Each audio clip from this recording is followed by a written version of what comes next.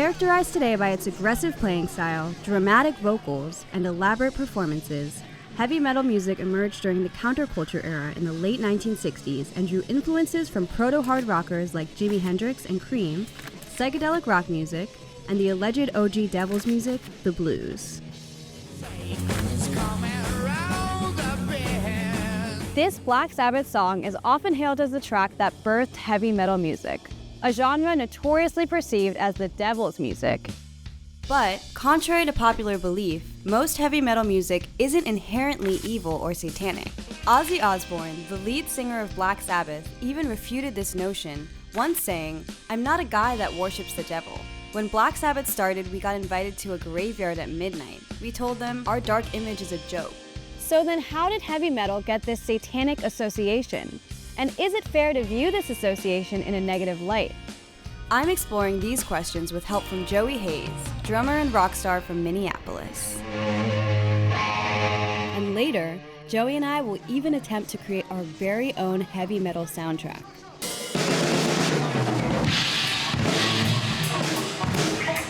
Heavy metal's dark sound can be attributed to its use of loud, distorted guitars to create a gritty and aggressive tone.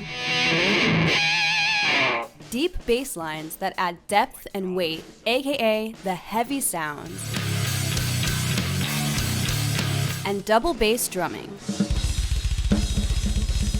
When combined with screaming vocals, minor key melodies, and dissonant chords, it generates a very intense and eerie atmosphere that often feels chaotic and unsettling. Many metal bands also like to incorporate the tritone, aka the devil's interval.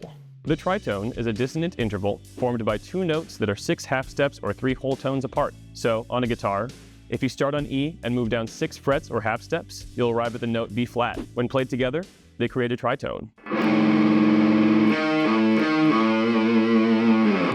Slayer's 1988 song, South of Heaven, is a prime example of how tritones contribute to its menacing tune. To shed light on this, I spoke with Michael Bishop, better known by his stage name, Lothar, of the shock rock heavy metal band Gwar. Michael also has a PhD in music from the University of Virginia.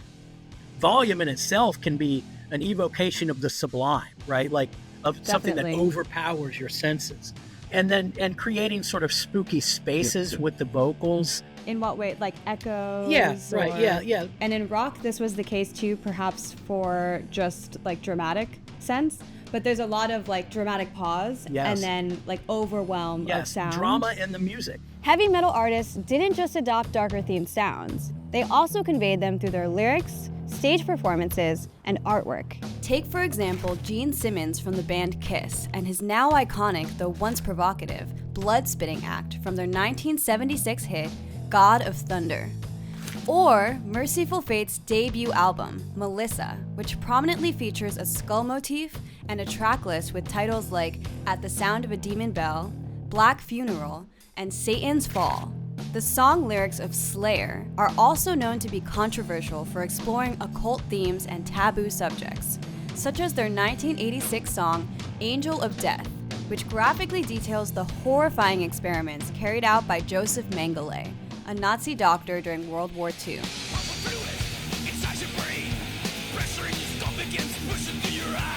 Slayer did clarify that Angel of Death wasn't meant to glorify or endorse the atrocities of the Holocaust. Rather, it was, as stated by the late Jeff Hanneman, one of the founding members of Slayer, a history lesson, a situation where Mengele could evolve from being a doctor to being a butcher, and that Satanism is just something to write about, which is way over the top and is an easy way of offending people. Heavy metal's fascination with darker themes could actually be a reflection of the cultural climate it emerged in. During the 1960s and early 1970s, the Western world faced significant social unrest and political turmoil. Many people also lost trust in traditional values and institutions, like the government and the church. These sentiments were further intensified by the Vietnam War. As one of the earliest conflicts to broadcast live images, it gave people at home a vivid understanding of the realities of warfare.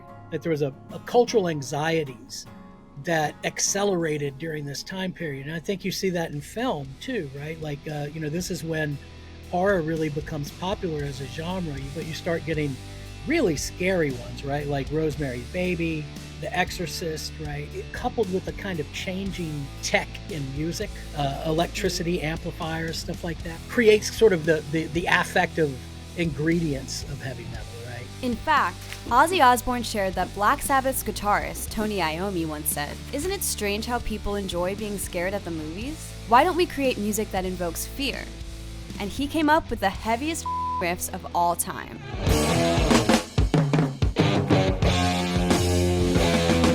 This insight led to the birth of heavy metal, which for many became a form of rebellion, providing them with an outlet to find escape, as well as to express and confront their own fears and frustrations with societal norms. Unfortunately, many communities at the time perceived this artistic expression much like they did its musical predecessors, as manifestations of devil worship. How is the connection of the origins of heavy metal now being misperceived as satanic, or just perceived? Well, so I think that it starts in misperception.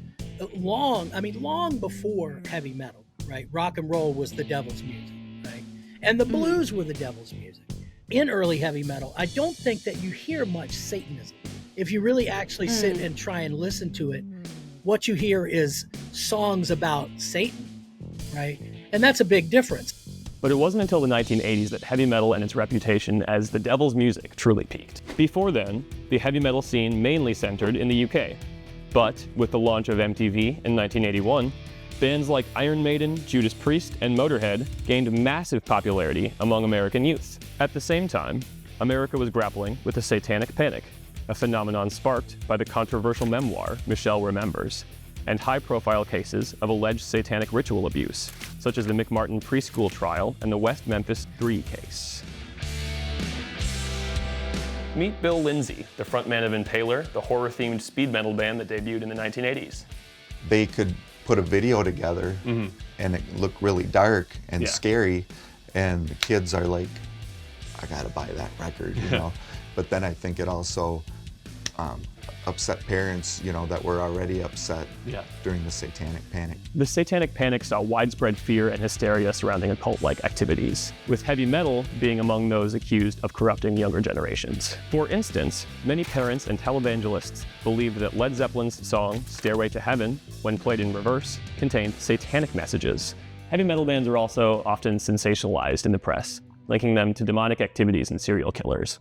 Such is the case of the Night Stalker Richard Ramirez, who identified as a Satanist and whose AC/DC hat was found at one of his crime scenes. In some cases, lawsuits were also filed against bands accused of promoting Satanism or inciting criminal behavior, like Judas Priest, who were taken to court for allegedly inspiring a fatal suicide pact between two friends. During the Satanic Panic, what was your impression of the cultural landscape at the time? Like, where were you? Were there things you experienced culturally? Well, things were really conservative then. It was Reagan era. And so we started in 1983, and we put out a record in 1984 called Rise of the Mutants.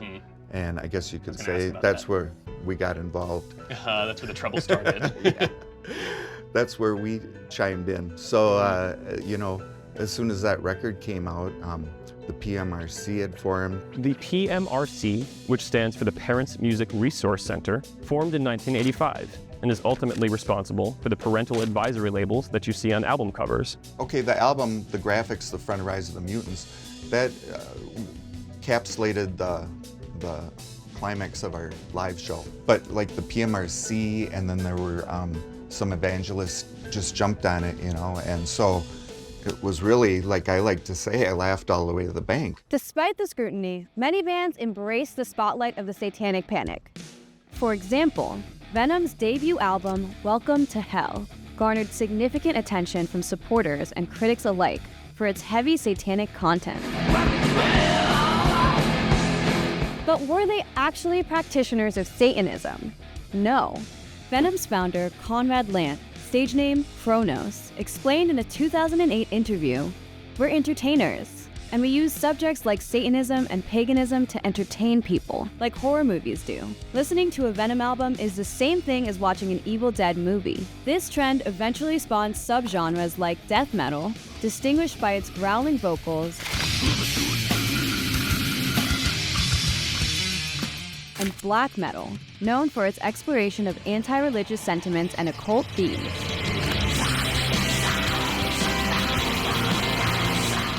Even after the Satanic Panic, black metal music continued to reinforce the association between heavy metal and all things demonic. This is evident through their highly theatrical stage performances featuring corpse paint and ritualistic elements. But perhaps the most extreme examples occurred during the early 1990s in the Norwegian black metal scene, where several incidents of church burnings, suicides, and murders took place. Following these acts, many bands and fans began to distance themselves from that scene, asserting that such behavior did not align with the values of the metalhead community. Are most heavy metal bands practicing Satanists? No. Do heavy metal bands incorporate occult and darker themes in their music? Yes, yes. Can heavy metal bands incorporate occult and darker themes without being practicing Satanists? Yeah, I think there's a lot of that goes on. I think so too. Yeah. So, how did heavy metal get its satanic stereotype? Well, they kind of welcomed it. It's provocative and edgy, and definitely a part of heavy metal's foundation of embracing darker themes.